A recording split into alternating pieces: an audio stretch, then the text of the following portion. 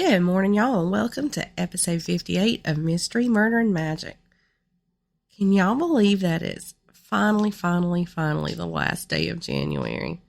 Now, we talked a few weeks ago about why January seems to drag on forever, but y'all, I swear, this year it seems like it was even longer. Now, I mean, it could have been because I was sick in bed since almost the beginning of the month, but y'all, for whatever reason that it seemed like that this time, it's finally almost over. And it's almost February. And with February comes my baby boy's birthday, and he'll be 13 on the 23rd. Thinking about that, though, it makes it kind of seem like time has really flown by since he was born, because there's no way he should be 13 yet. Now, you guys know I love a good cold case, especially when they're finally solved. And one that I came across the other night, I was trying to go to sleep and I just randomly found it. But that's what we're going to be talking about today. The murders of 3 women and a teenage girl that took place between 1978 and 1981 has finally been solved. And the suspect in the case had killed himself in prison in 1981. So there wasn't a whole lot to go on until late last year.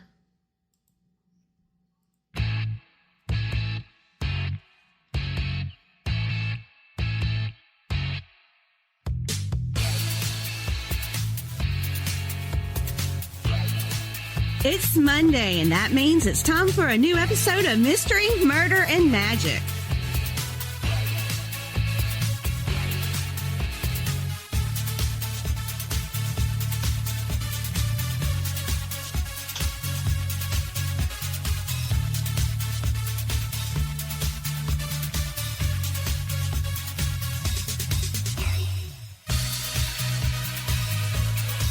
And here's your host,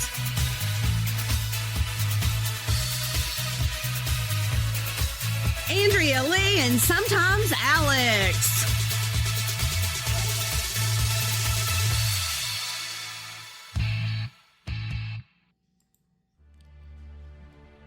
Delores Barajas, Madeleine Furey-Livaudais, Gwendolyn Harris, and Antoinette Parks weren't related, and they probably never even knew each other.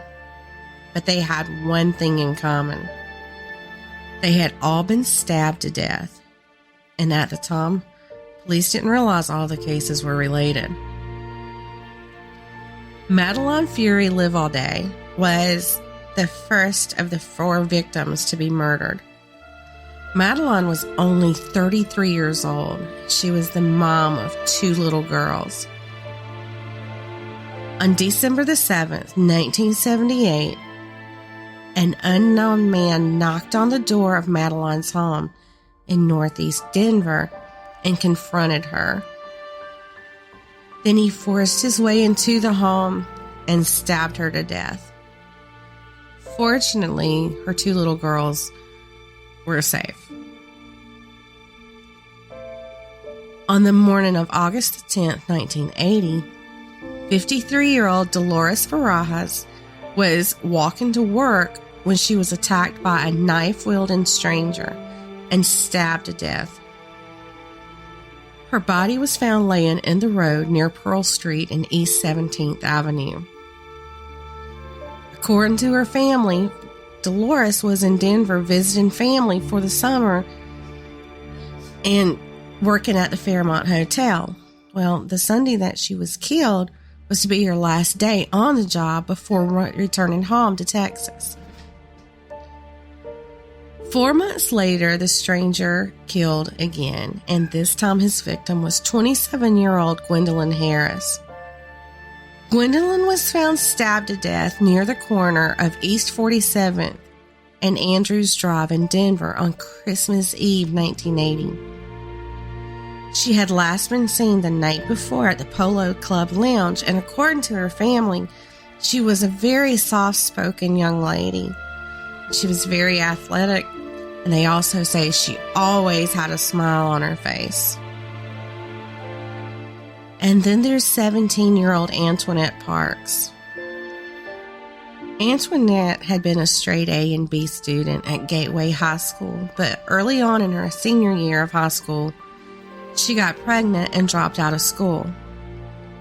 Sadly, she would never give birth to the baby she was pregnant with because on January 24th, 1981, garbage collectors found Antoinette's body near a dumpster. She had been stabbed 23 times. Now, in the beginning, Antoinette's boyfriend was the prime suspect because her body had been found in very close proximity to his home. Plus, it was well-known fact among her family that the boyfriend was upset over the pregnancy, and she had went to see him the day that she was killed. Now, eventually, her boyfriend was ruled out as the killer, and her case, like the others, went cold. That is until the end of 2021. Police started using something called genetic genealogy and familial DNA to possibly get justice for the families of the 4 victims. Now, like I said earlier, in the beginning, these cases were being investigated individually, but through some DNA evidence, the cases were tied together between 2013 and 2018. It was the following year, 2019, that police learned that there was a positive ancestry link in Texas. Then 2 years later, while authorities were doing a search in records in Texas for biological relatives of the killer,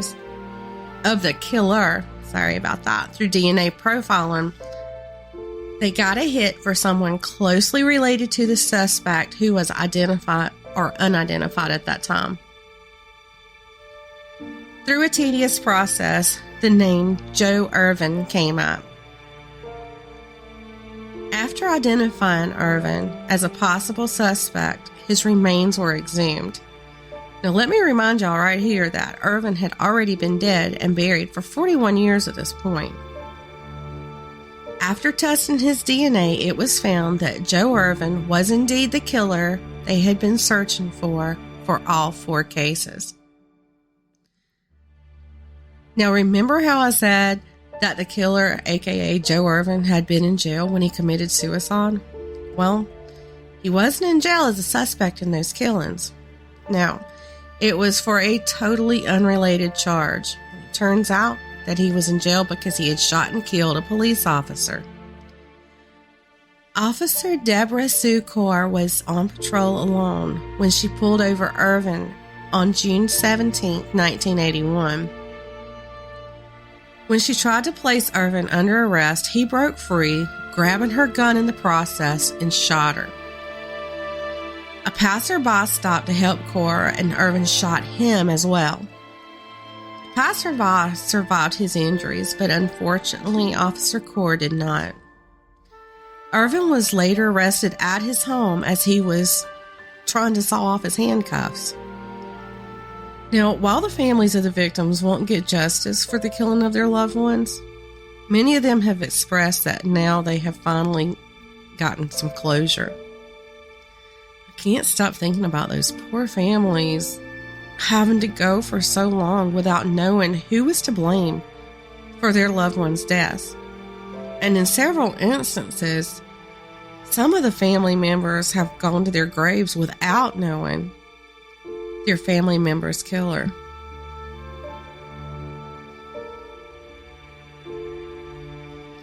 That's really all I have for this week's episode of Mystery, Murder, and Magic. Starting next week, we're going to be talking about the decade that I'm most drawn to, and that's the 1920s. We'll be talking about infamous crimes, scandals, and everything that goes with it. Y'all have a good week, and don't forget to come back on Wednesday for the Midweek Mini.